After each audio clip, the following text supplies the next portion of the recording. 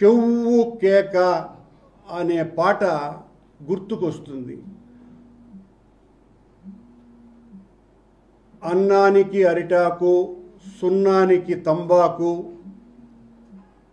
పుణ్యానికి స్వామి పాదాలు తాకు కెవ్వు కేక, ఓ బాబాజీ కెవ్వు కేక. సరిగ్గా బాబాజీని ఈ పవనస్వాముల వారు ఈ రోజున మొత్తం ప్రపంచానికంతా తేటతెల్లం చేశారు. అలాగే కొత్త దేవుడండి, కొంగొత్త దేవుడండి, ఇతడే దిక్కని మొక్కని నమ్మని వాళ్లకు దిక్కు మొక్కు లేదండండి అని చాలా స్పష్టంగా గుర్తు చేశాడు ఈయన.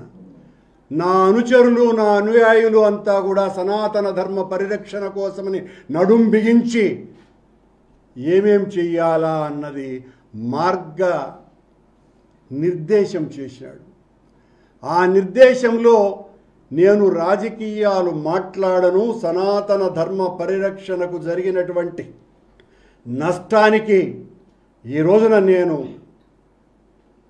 చేయబోయేటువంటి డిక్లరేషన్ అని తన ప్రసంగాన్ని ప్రారంభించి మా మీద, మా నాయకుడు జగన్మోహన్ రెడ్డి గారి మీద ఇష్టమొచ్చినట్టుగా రాజకీయ ప్రేలాపనలు చేయటమే కాకుండా కోర్టులను కూడా సూచిస్తున్నట్టుగా సుప్రీంకోర్టు ధర్మాసనానికి హెచ్చరికల రూపంలో ఆయన మాటలు జారీ చేసినారు.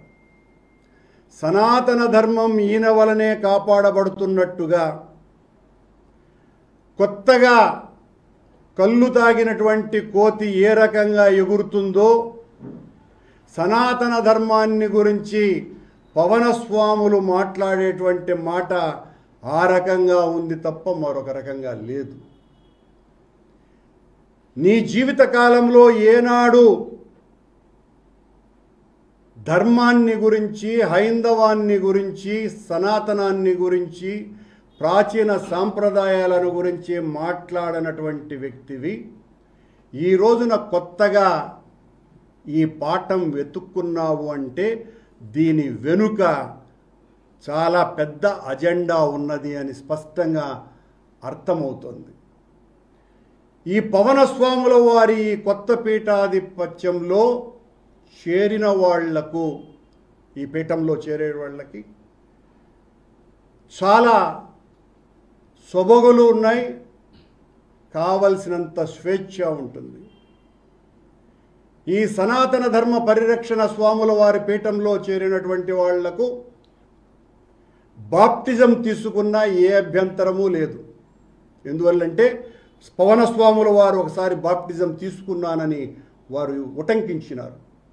అలాగే